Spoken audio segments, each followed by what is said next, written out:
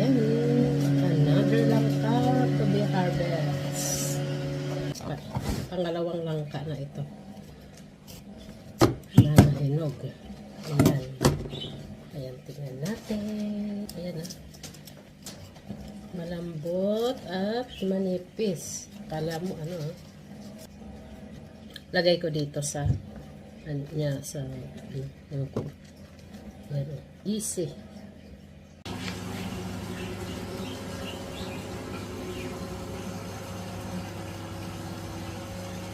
Natin ang buto. Pagtanggal natin ng buto sa langka. Ayan. Ito ang buong lang. Butong isang buong laman. Preset ko yan para may stock ako na langka panggamit sa aking turon. Yan. Diba? Ito pa yung aking tatanggalan. Man yung mga seeds. Siniseparate ko na dito.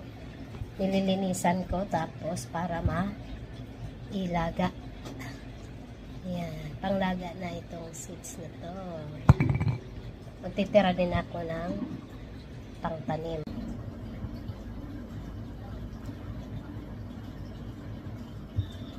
Babalatan natin.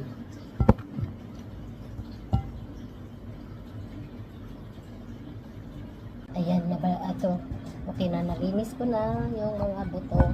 Ngayon ay huhugasan ko na lang dito. Gasan ko na lang para ilaga.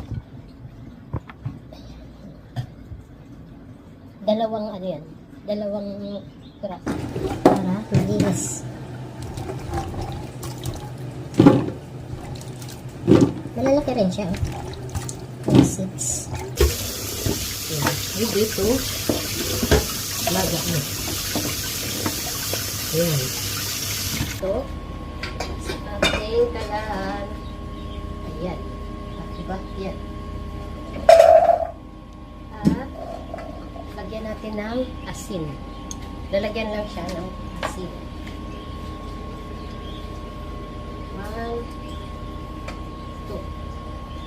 2.5 teaspoon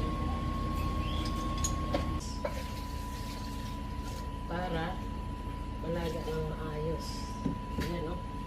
Apple sauce. Hello. Ayan na ang ating nilagang seeds ng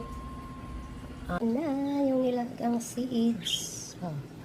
Ito na siya. Usok-usok pa, oh.